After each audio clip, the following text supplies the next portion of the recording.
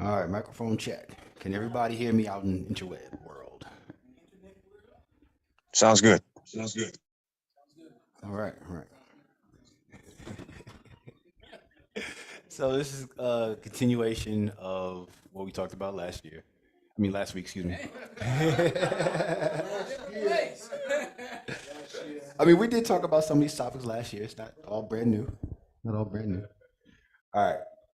So what are you producing this year? Part two. And this keyboard just hates me. Hey, Caleb, click a button over there. All right. All right. So again, the result we yield at the end of the season begins with what we plan at the top of the season. Like the old saying says, you reap what you sow. There's a crazy echo over here. Is there echo on the internet too? Okay. All right. Again, you can't produce anything other than with the seed, right? So what seeds are we producing? Some seeds that we would like to produce in this coming year, we talked about being fruits, seeds of shalom, seeds of righteousness, seeds of a stronger prayer life, seeds of stronger relationships, and seeds of walking in our calling. And as a reminder, the verses that went with them, um, so salt is good, but if the salt has lost its saltiness, how will you make it salty again? Have salt in yourselves and be at peace with one another. For I have chosen him that he may command his children and his household after him to keep the way of Yahuah by doing righteousness, so that Yahuah may bring to Abraham what he has promised him. So righteousness is about doing the works of Yahuah. Strong prayer life, the eyes of Yahuah are on the righteous, and his ears are open to their prayer. The prayers of who? The righteous. But the face of Yahuah is against those who do evil. So there's a connection between your righteousness and your prayer life. We want to have stronger relationships, that the man of many companions may come to ruin, but there is a friend who sticks closer than a brother. We talked about, real briefly, companions versus friends, that we want to be a friend and have actual friendships. And then walking our calling, a man's gift makes room for him and brings him before great men. I got to admit that me, of all people, forgot the rules. Forgot the rules. There is no rule slide. So, no. This is no free for all. I will throw my slipper at people up in here. Stop it. These mandals will go flying. All right. So, this is for all the auditory learners out there. If you have a question, please raise your hand. There's a feature online where you can raise your hand. In the room, you can raise your hand. But please, in the room or online, wait to be called on because there's people in both places. You'll have 60 seconds to talk. If you go past that, Caleb will mute you. If you talk 3 times without raising your hand first, Caleb will mute you. All right? Again, it's nothing personal. It's just that we got to keep this party going. There's only a limited amount of time that we have. And this is built around discussion. We don't want any one person to hog the discussion. All right? In a nutshell, those are the rules.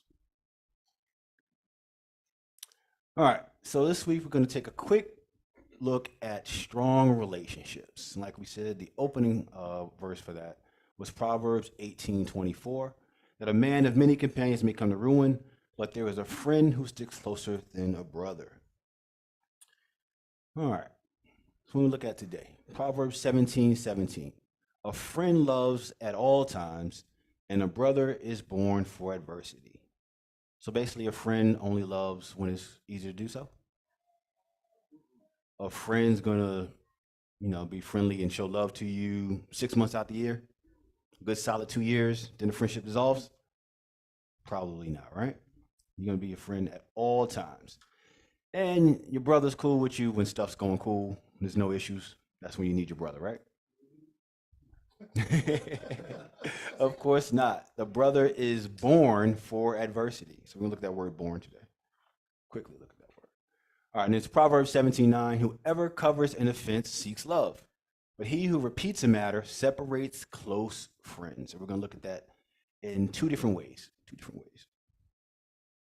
We're gonna specifically look at that word cover. What does it mean to cover? Not with the blanket. All right, and in Ruth 1:14-17, Ruth was a terrible friend, right? Then they lifted up their voices and wept again, and Orpah kissed her mother-in-law, but Ruth clung to her like a terrible friend would do. And she said, see, your sister-in-law has gone back to her people and to her Elohim, return after your sister-in-law.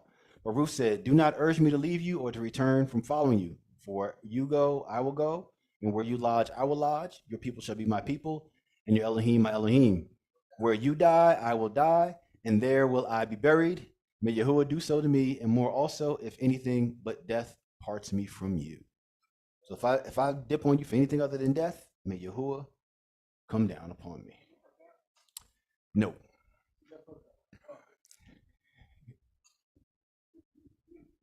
You want to just go ahead and sit over there now, today, or are you going to be good?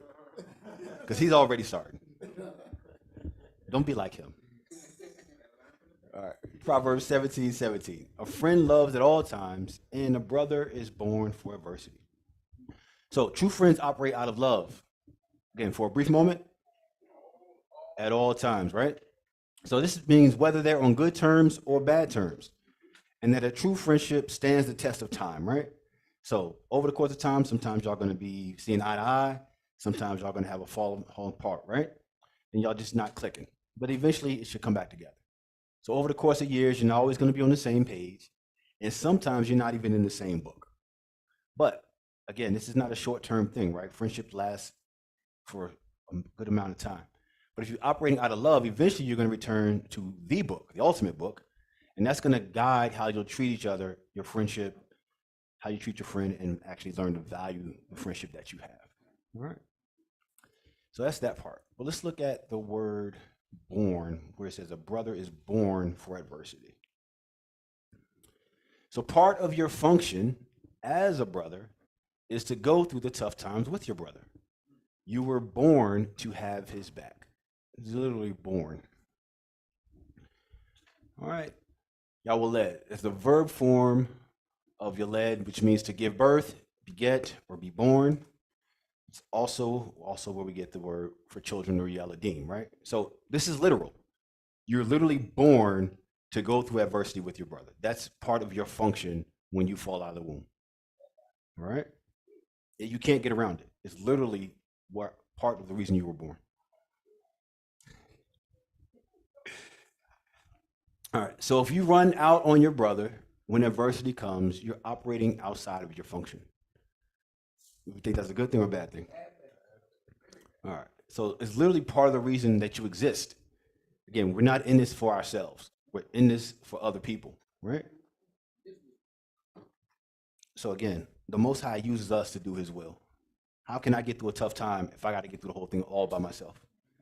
How is sisters going to get through a hard time if they got to get through it all by themselves, right? It's not going to happen. All right. Excuse me.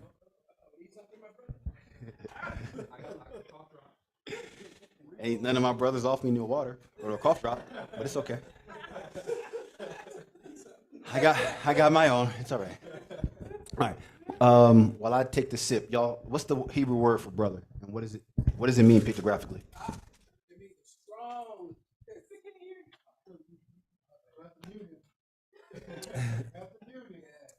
Say in the microphone, please.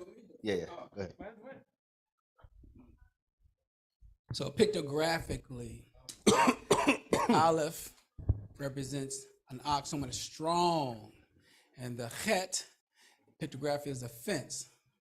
So he's a brother that fences in his brother, takes care of him, keeps him protected. Mm-hmm.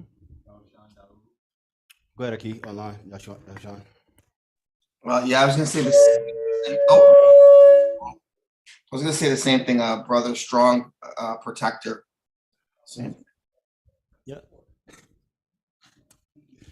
It's a strong fence, a strong wall, right? So, what's the phrase that we use when we're in a tough spot or an adverse situation, relating to a fence or a wall? Nice, good old everyday English phrase. You grab a mic first.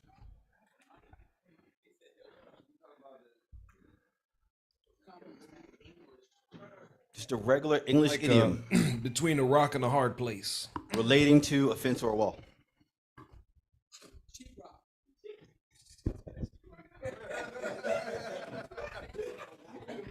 Your back against the wall. Hey, there we go.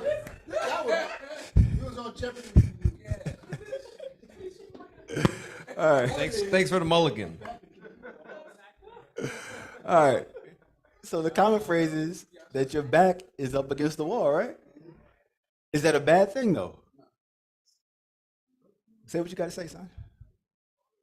Well, and the other one's up against. I'm up You got a against the microphone. fence. Up against the fence is the other one, right? Yeah, sure. No, go ahead. Say exactly what you said. Just say it on the microphone. Don't be afraid. I think it's a bad thing to have your back against the wall. Why? I mean, you're cornered. You got less options, probably. You got less options? Okay. In one sense, you're absolutely right. That's why the phrase exists, right? Or if I consider that wall to be my ark, stand up. All right. So if your back is against his back, you're back to back. Can somebody sneak up on you? So you got a defense, right? He got your back. And this is actually Abba and son in this. So this is cool. All right. So you actually want your back up against the wall when you're in a tough situation. You want somebody to have your back or have your six, right? But again, if he chooses not to operate in that function, you're left in a lurch. Now you're stuck in that hard spot, right? You don't have a rescue, right? So we got to make sure that we're operating in our function, that we're not just here when it's time to go have dinner, time to crack jokes, time to hang out, play some ball. Yeah. All right, we want to make sure that we are in a position to actually be ready and prepared for when our ox is going through something. All right, and sisters as well, right? So pardon me if I keep saying ox, all right? Only because ox is the word, but it's for all of us, right? All right, here is a word of caution though, and sometimes we find ourselves in this place, and it's not something that we often think about. All right, so word of caution. This does not mean that you're to come to the rescue when the father is taking someone through a process of correction. There are times in your life when your brother has to go through something, all right? So it's just like when your natural father goes to get that belt. Your brother has to wear that whooping, right? I mean, you could take up blows if you want.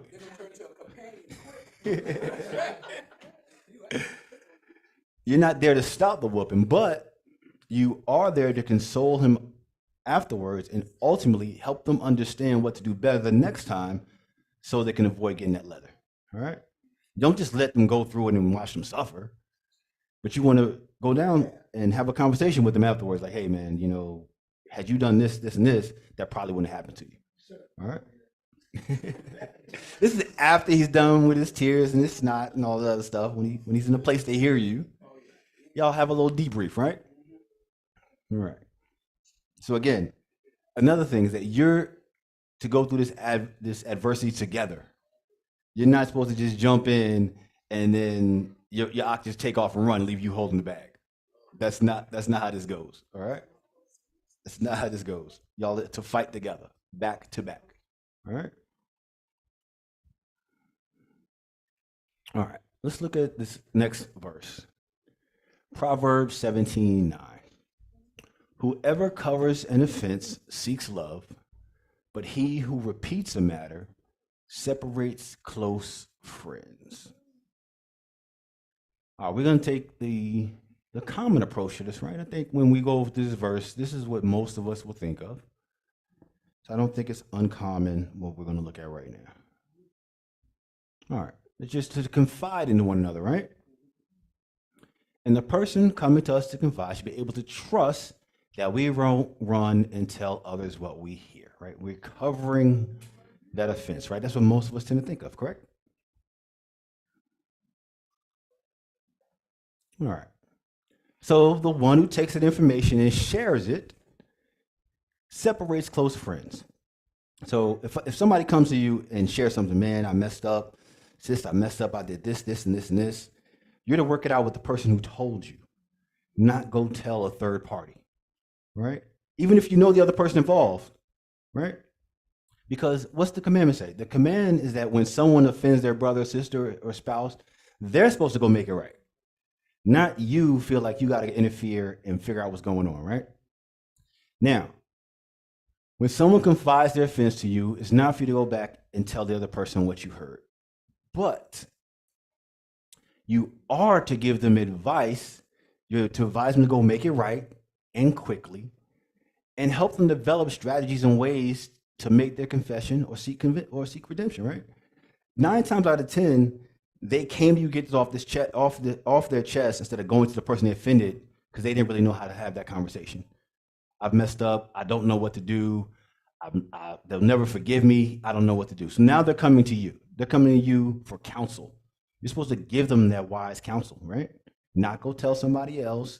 And even more importantly, this doesn't mean that you're supposed to keep the secret too, right? They confided in me. I know the secret. And if the other person ever find out, this would be terrible. And it would separate close friends. In all honesty, by you keeping a secret and advising them to keep a secret, you're not separating the close friends. The person that committed the act, they're going to do separation. So you got to stay in your role in it. You can't think that, well, I'm going to just advise them to keep it secret because that's the easiest thing for everybody. Because, I mean, think about it. What they say, the cover-up is usually worse than the crime, right? So I know, me personally, I'm a forgiving person. I've had all kinds of stuff done to me, but I always will forgive. Why? Because I don't want that on me when I got to face judgment. So I'm gonna forgive no matter what, right? Is your hand up? Okay. So you don't want that to weigh on you. You want to always be in a position to forgive. But if you tell me 2, 3, 4, 5 years later something you should have told me when it first happened, now I got an issue. I'm gonna forgive you, but I'm never gonna trust you the same. Because now not only did you do this to me, you kept it a secret for years. So that's gonna bother me far more than what you did. Because what you did, I have to forgive you for. I don't have a choice in it because when judgment comes, I'm not bearing that guilt, right? But if you cover it and keep it a secret, that's where you're gonna have a bigger issue. So you don't want to be having someone come to you and say, hey, just keep it a secret. It's okay. Don't tell nobody. You don't want to give that advice. Yes? Hello? No? Okay. So my question for you is, Hold on. I just want to make sure they can hear you online. Can you hear her question online? It's kind of low. hello? We turned you Hear up. me now? I think you're good. Okay. All right, so no, my question is, so what if you're just wanting to make sure that you're right about something? Like sometimes when people hold something, it might not go on for years, but if they're holding something in, maybe they're looking for a pattern. Maybe they want to make sure they're not tripping. So is that something for you guys maybe to consider in this lesson too? So it's going to go on the lines of the word cover, right? So I don't know if he's going to go to the Hebrew to the word cover, but if it's not, the word is kasa, or as they would say, kaseh. So that word literally means cover, but it also means to clothe, right? So if we think about clothe, it's like saying when you're unclothed, you're like shamed, right? But then you're clothed, then you're not shamed anymore. The other word for it is to fill up. So if you're coming to someone, they're trying to fill you up with the advice that you need so that you can go forward. So in that regard, you can maybe think about cover as someone filling you up with information or giving you the right advice, I guess I would say. Now, let's part B to that answer, right? So let's say somebody comes to you and confides, but you're not quite sure that you believe them. You're looking for confirmation. You can get confirmation on something without being a talebearer or snitching on somebody or confessing for them. You just get some basic information to confirm what you heard. But you're not going to say, such and such told me this. You can just ask some basic questions, do some fact finding. But you're not going to go ahead and, make the confession for them, if that makes sense. Good. Question in the back. I have a two-part question. No, can't do that. Say what? Just can't, no, don't do no two-parters. Go ahead. I'm just messing with you. Go ahead. Two-part question. Okay. So you said something like, if someone comes to you years and years and years later, and you have to forgive them for that, but you do not trust them, right? But we did a lesson on building trust. So do you work on rebuilding that trust with that person? You asking what I should do or what I do? So you should work on rebuilding that trust. But I'm not gonna lie and say for me personally, it's an easy thing. Okay. But it's not something that you give up. But it's gonna be a whole lot harder 5 years later than had we just worked this out when it happened, right? That's just the way it is. Okay. It's gonna probably take 5 times as longer to rebuild that trust. Okay, I get that. That was leading into my next question, because if we're going into the kingdom together, I cannot be holding something, even if it's lack of trust, Right. because of something that happened. So I can't hold that. So that was my two-part. My next question was, how can you go into the kingdom if you're holding distrust? Well, you got to remember, there's a difference between distrust and a grudge, right? You can trust different people with different things. So if I have an accountant, I'm going to trust them with my money more than someone I know who's frivolous with money, right? So I'm going to have different levels of trust in different areas.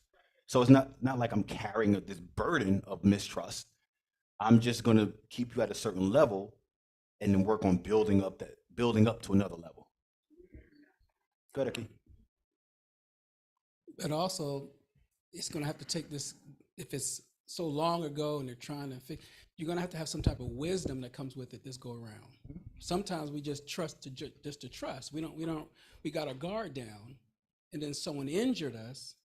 And so when they wait later on and they come back, they're looking for the same exact trust. Right. And they're not going to get that. Now it's like, I have to, because the word says so, but I have to now, I have a guard up, but I'm using this with wisdom, because I want my guard to come down, but I might need to explain, or I might need to walk this thing out with you so that it will not happen again. So they're going to have some type of wisdom that comes with it, so they can build this trust up and make it stronger than what it was before. Go ahead, Dawood. I just wanted to ask, I mean, like, you talked about grudging, trust. Isn't all those emotions and feelings coming from the same place? When you think about it, I mean, and then it depends on what the scenario is that caused the incident. I mean, because like, if you, it's a lot of things that goes along when somebody, when you lose trust in somebody, it's a little upsetting as well. So it's a lot that goes there. Is that correct to say? Yeah. It's situational. It's experiential. Like, everybody's grown up differently.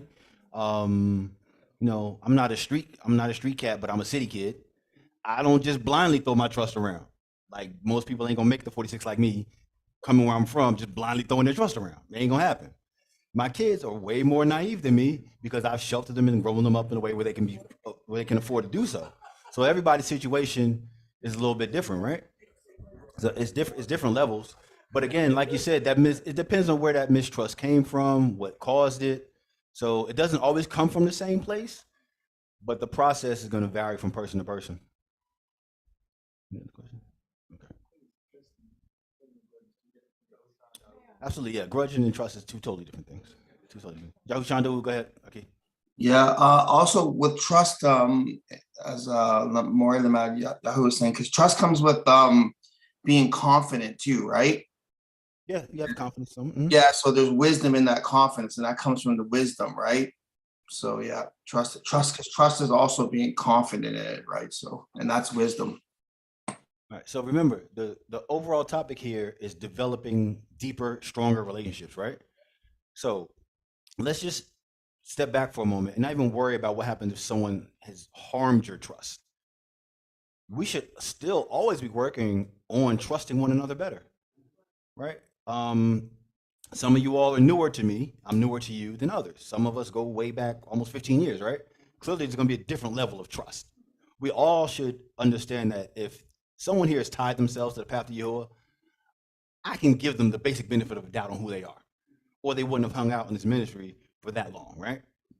But when you're developing that intimacy, that deepness, that the level of trust is going to take time and experiences, right? That's just natural. But no one should come in 2 years ago, 3 years ago, and trust me the same way now that they did then. I shouldn't trust you the same way now as when I first met you. You've shown and proven yourself, so I should be able to let my guard down a little bit more than I would when I first met you. That's just natural. But we should be active participants in the process. Like year to year, I should, you know what? I didn't really always give that person the benefit of the doubt. But it's been some time. We done did a couple sukkos together. I probably should actively try to develop a better relationship with this person. So that's what this is about. Actively and purposefully going about that. All right. So look, talked about that word cover, right? So this is the verse we just looked at. Keeping stuff covered or hidden, you keep it to yourself, right? That's one way to look at it. There's several different ways, which Lamad touched on some others. The one I want to look at here is to forgive or cover over. So let's take a look at that same verse. Whoever forgives or covers an offense seeks love. But he who repeats a matter separates close friends. So it went from whoever hides something, right? To now whoever will forgive you. They're doing that out of love. So if cover can mean to forgive, let's take a look at the second part of that verse with a different understanding of what the word cover might mean. There you go. So just like cover can mean something, repeat also means not just to retell what you heard, it means to redo an action. So let's look at that word repeat now. So whoever forgives someone does it out of love. But the person that keeps doing that same thing that they got to keep asking forgiveness for, you're going to separate that friend. It's just going to happen. So if I forgive you and cover your offense, then you go and repeat that same offense, we are not going to be as close as we once were. I'm going to have to love you from afar. I love you. I don't want no harm to you. In an emergency, you can call me 2, 3, 4, 5 phone calls down the line, but I will be there for you when you call, right? But I'm going to be the 5th call that you make. I ain't going to be that first call no more, right? Maury, go ahead. Moray, is it just fair to say in this conversation, there's just some people in this world we're not gonna like, we're not gonna want to cover them, we're not gonna want to forgive them because they're just to me personally, just they represent the enemy. I mean, I just see them as that. Well, let's come back to you in a second. Let's give some context to it. So one, like and forgiveness have nothing to do with each other. I don't have to like you to forgive you. I'm commanded to forgive you. Can't find a verse that commands me to like you. Some people, y'all just rock differently, right? You're not going to like everybody, but you better love everybody. You better forgive everybody when it comes across. So that part is different. And there's also some people that are going to say they're in the walk, say they're in the word. It's the furthest thing from the truth, right? So clearly you aren't going to have the same relationship with that person as you will with someone who's a covenant keeper. It's just not going to be the same. Did that answer your question, Aki? Not really, because I'm just saying it's like the Most High don't forgive everybody. So this commandment, it's like we got to keep this commandment within content, because he don't forgive everybody. There are people that's just the enemy, and they're not going to be. They're just doomed for destruction. Where do we draw the line at? I just want to better understand where we draw the line at when it comes to forgiving, who we love, who we don't love, so on and so forth. Because it's real. It's reality. Right. That's what we were asking in the room, like a little bit more context, meaning that one is definitely we are commanded to love each other, for sure. The difference is there is some that are called enemies. Now, if your brother is your enemy, you have a problem. Mm-hmm. If you have someone that's outside the walk, that's your enemy. Okay, no problem. Mm-hmm. But you remember when Israel decided to do wrong and break, then he broke the agreement. So yes, he can hate at that point because again, he's no longer considering them his. Right. So what I'm getting at is, sure, I definitely would say that there are a lot of people that can be your enemy, sure. Those that are, if you're considering those that are in the walk, then I'm saying then we have an obligation to each other. Now, if he doesn't want to hear, then you get your, as it says, 2 or 3 witnesses, you get this, and then that person can be ousted per se, right? Because they just choose not to change. But I wouldn't then call that person my enemy. He just at this point does not want to, let's say, follow the guidelines of what the word tells us to do. So until he matures in that, unfortunately, he has to be separated. And then that will be getting into the different types of separation. And then is there some separation that's permanent? Or there's some separations to be reconciled back to that person? So that'd be something different. I mean, Toda.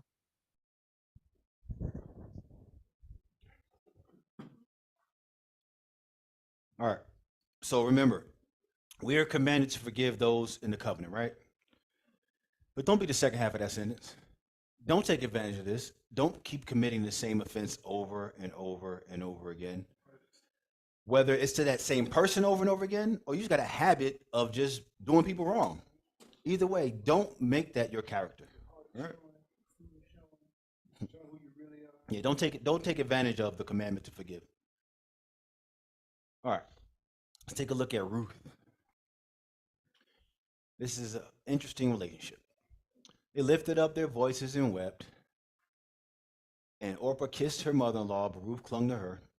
And she said, see, your sister-in-law has gone back to her people and to her Elohim. Return after your sister-in-law. But Ruth said, don't urge me to leave you or to return from following you. For where you go, I will go, and where you lodge, I will lodge.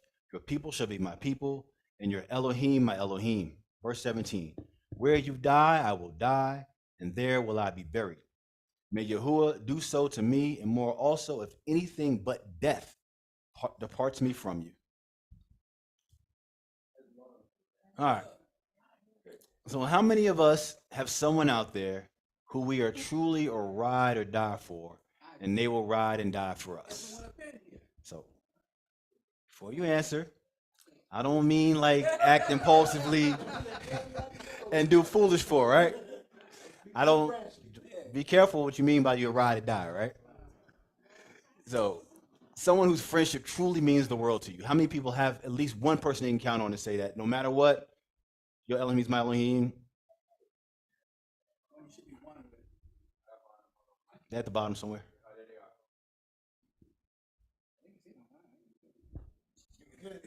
You just clicked all my buttons, man. What you doing? Big old dusty forearm. Get up.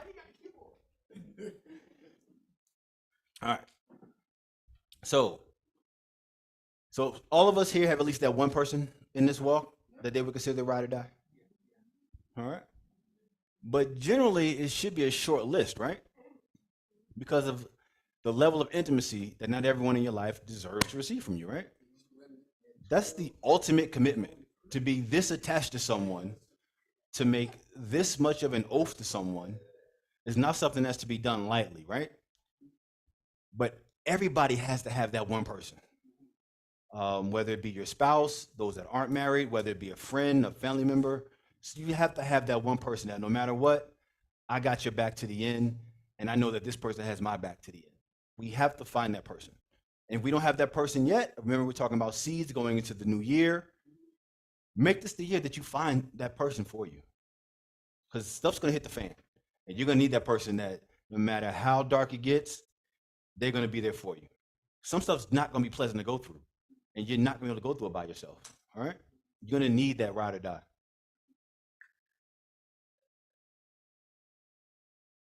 So consider this.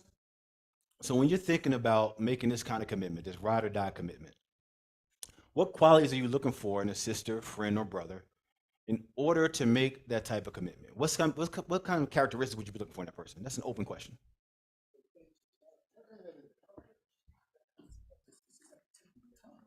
So again, you're at the verse 17 commitment to this person. What characteristics would you want in this person? And the list may be different people. Say one thing positive into the microphone, please. Get yourself back on track. What was the question?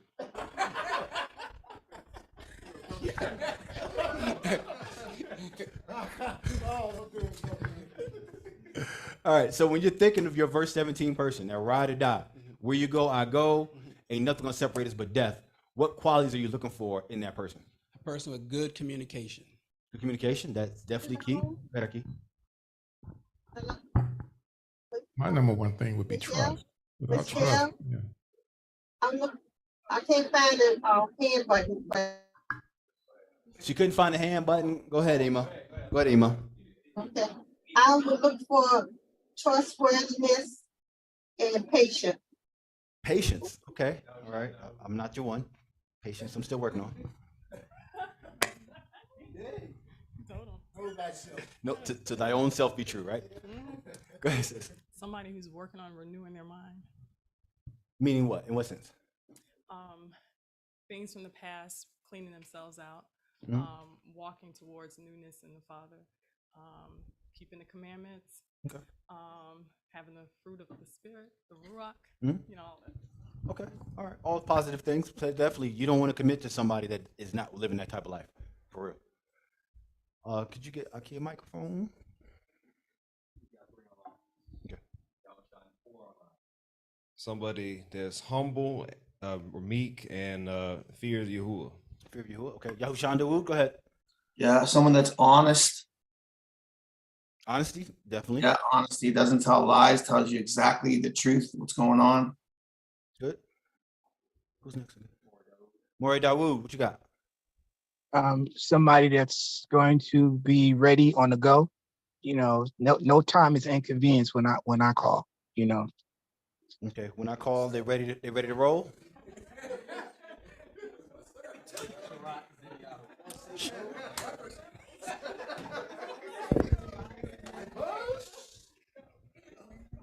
Sharat Miyka'al, what you got for us? Shalom, my kid. I would say, as far as character, someone whose character doesn't change, with the wind, as far as how they treat me, how they respond to me, when things are up and when things are down, you know what I mean? Like a consistent character. Good. Eliah, what you got? I'm going to say someone who's a keeper of their word and someone who has wisdom and experience. Okay, good. All 12 answers. Maury Medad, what you got? They have the same level of commitment that I have. Ooh, I like that one. Yeah, you don't want to be ride or die for somebody that ain't ride or die back. That's a terrible spot to be in. I like that one. Hold on. Hey, Sean Dawood, what else you got? Yeah, one more too. Someone that's mastered endurance. Endurance. Okay. Yeah. They mastered it. They're not working on it. It's a skill they currently have. Okay. They got it. They've mastered it. Yeah. Tope. Maury Dawood, what you got? A negative. Say again. It was an accident. Never mind. I can't hear what he said.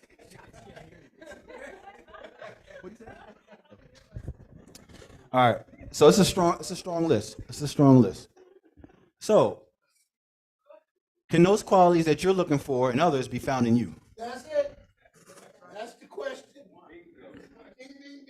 So that's what you have to ask yourself. All right. So somebody in the back said they're working on it, but I don't remember if they said they were looking for someone that's working on it or looking for someone that's mastered it. I don't remember. Right. But again, this is about a growth process, right? So there's planting season and there's harvest season, right? So again, if you know that's what you're looking for, but you haven't found that person yet, then you know the work you got to do on yourself for the Most High to send you that person, right? So, okay. All right. Let me caution you this way, though. We all are looking for different things, different experiences, different people. People fill different roles in our lives. But I didn't ask this question just because, right? If you're looking for those qualities in others, you need to have them yourself. So if you know there's a quality that you're looking for, let's just say, I'm not really trustworthy just yet because stuff in my past, I don't like to put everything out there. I like to hold some back for myself. That's a terrible thing that I'm looking for in somebody else. So if you find someone that has that quality, but you're still working on it, that's probably someone you found on yourself and not somebody Yahuah brought to you. He's not going to mismatch you.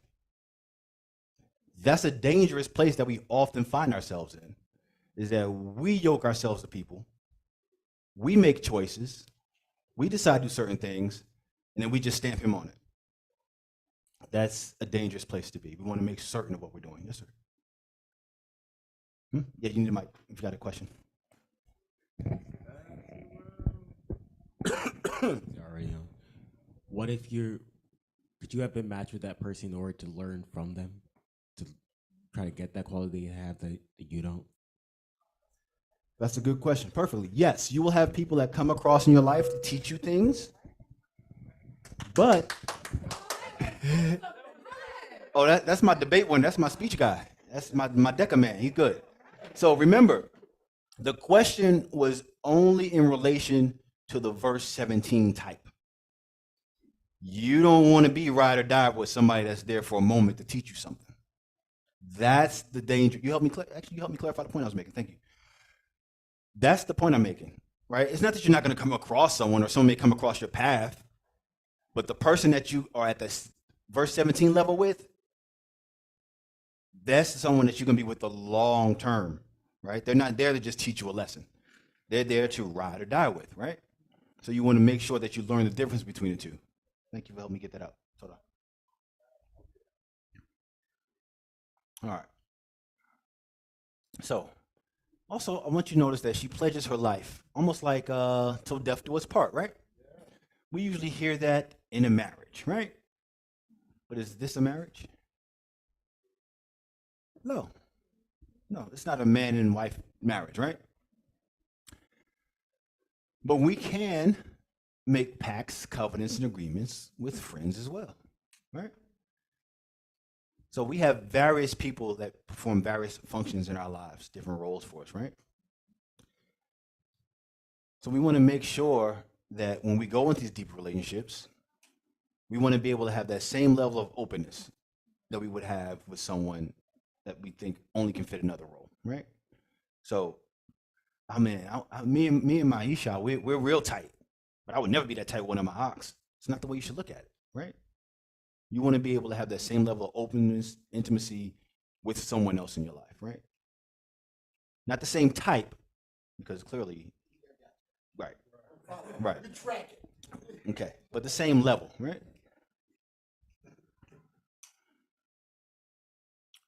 All right. So remember, we mentioned last week, right? We often argue with those that we're close to due to an innate level of trust and security, right? They love you enough to deal with it, but you feel safe enough with them, right? And you ever hear the saying or the argument or be a Facebook debate or something?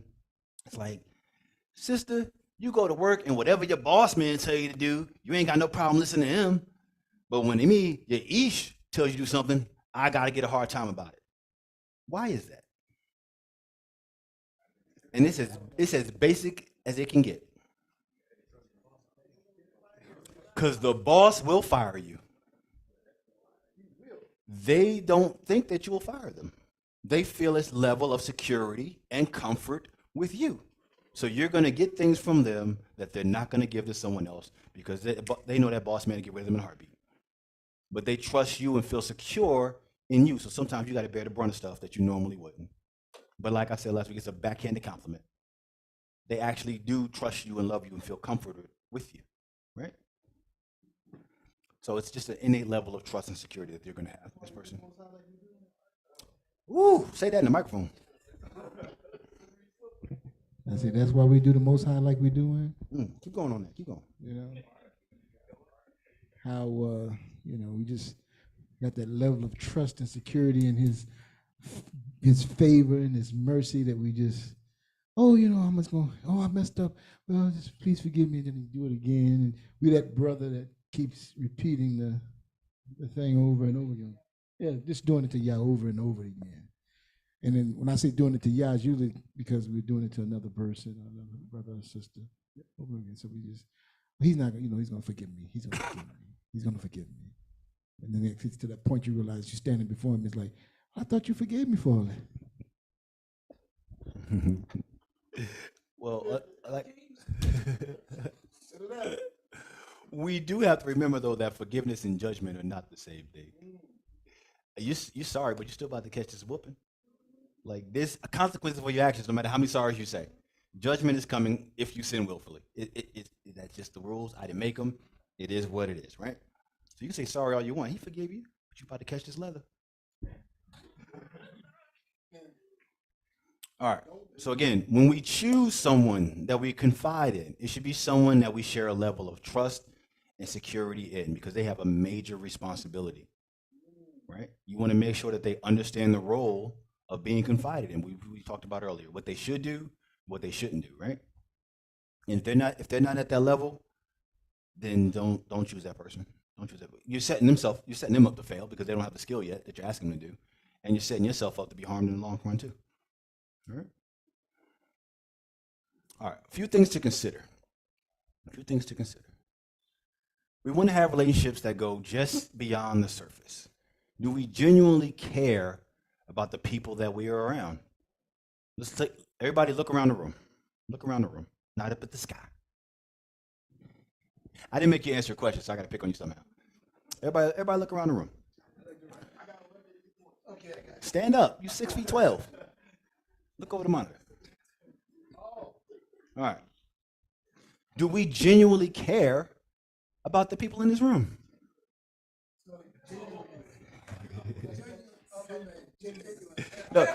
No, you said it right. Generally, we do. But do we really have that level of intimacy that we probably should have with a few more people in this room? Everybody here has 1 or 2, 3 people that they're really tight with, right? And there's nothing wrong with that. You can be tighter with some people than others, right? But you want to start developing your network, developing that branch, that chain, and get closer with some other people. Learn to trust some other people, right?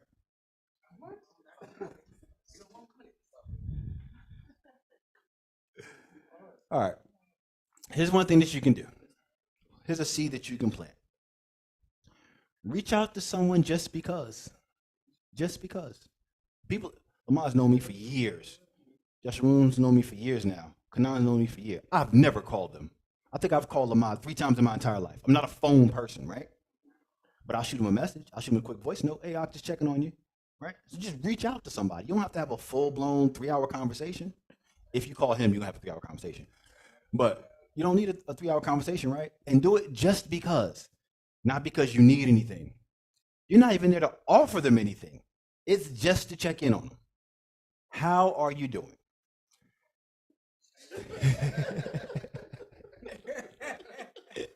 Hey, if I actually pick up that phone and dial that number, you know I need something. Like, this ain't no text. He calling me? What's going on here? This ain't no telegram. Uh-oh. Oh, then I'm going straight to voicemail. I ain't about to answer that. All right. So how often has a sister or brother come across your mind and you just let it pass?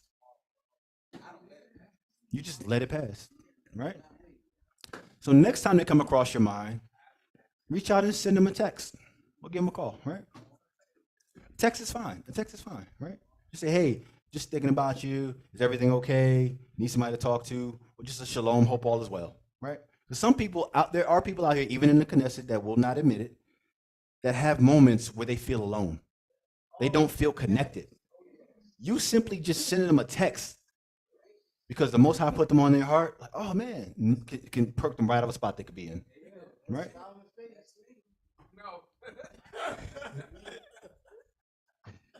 All right, so now you've forged a deep relationship, but now you've brought them out of a place where they can start to let that guard down.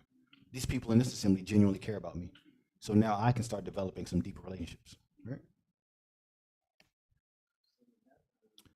All right. Conversations can't just be had so we can gossip and get the latest dirt. Conversations can't be had just to brag about ourselves and our accomplishments, right? We're quick to call people or hit the chats when we did something great. Oh, guess what happened to me? And then, well, guys, they would praise y'all. You're really trying to praise yourself. That's not the kind of conversation we want to have, right? We want to have deep, impactful, meaningful interactions with each other, right?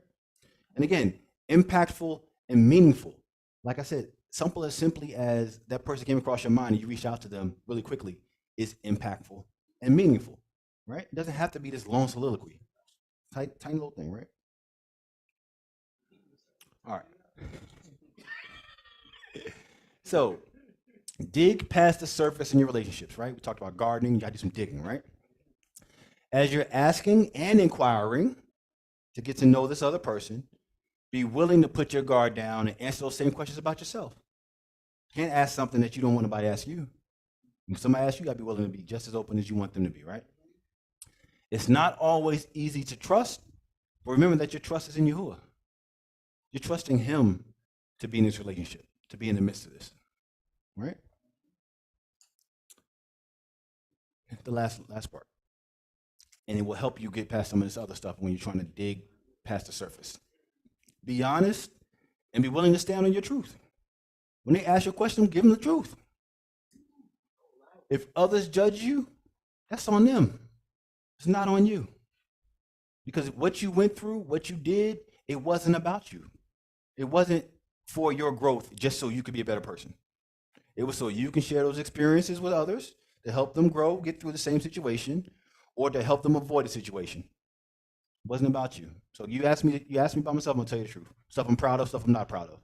Now, the stuff that I'm not proud of, when I answer it and tell you, I'm gonna say, hey, I'm not proud of it, but like, don't be so proud that you're gonna tell the story like, yeah, I'm dead wrong, deal with it.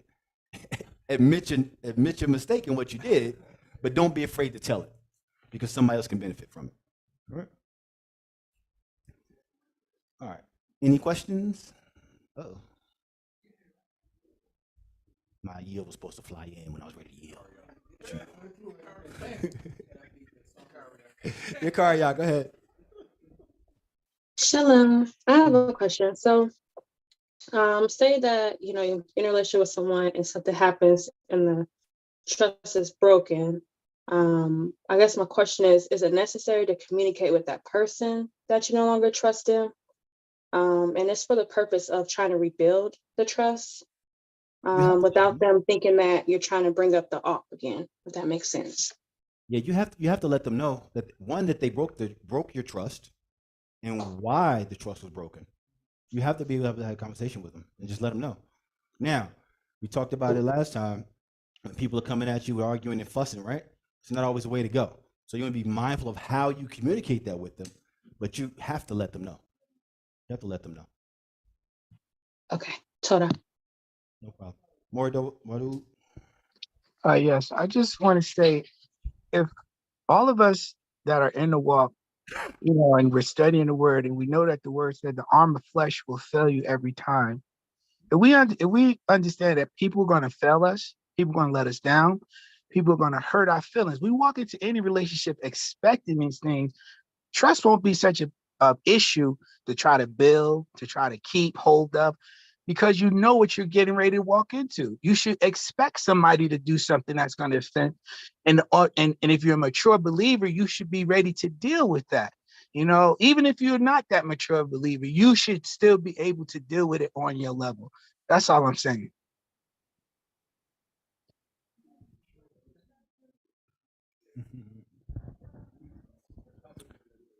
Anybody else?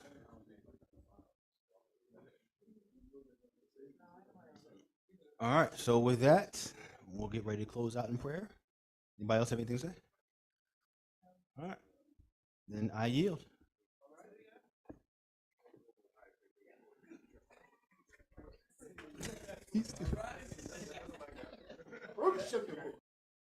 Hallelujah. All hearts and minds prepared. Baruch Hashem Yahuah Eloheinu Melech Olam, Torah Rebab Yahuah, once again for this moment in time, Yahuah, to be able to gather with one another, to be able to converse and to talk and to hear, Yahuah. We give you praise, honor, and esteem for your servant on today, which you used to bring the message. We ask that you would fill him afresh and anew, Yahuah, that you would give your Melachim charge over him and his household, as well as the Mishpachah that are listening in, both there at the Knesset and those that are online. We ask, Yahuah, that your favor and your mercy be upon their household. We ask that you give them all traveling mercy that are traveling from the Knesset on today, even those that are going out after the lesson, Yahuah, we ask that you would just keep them and cover them. And Father, we're just so appreciative and so grateful for all the lessons that we're hearing. And as we draw near to your Moedim, Yahuah, we ask that you would cause our hearts and minds to be fixed upon your word shaping us and changing us, helping us, Yahuah, to be more like you, helping us, Yahuah, to understand what we should do and move in the direction where you want us to go. We praise you for the Tob and the Ra, the good and the bad. We thank you. In Yahushua HaMashiach's name, hallelujah, Yahuah, we thank you. Amen and amen. I yield.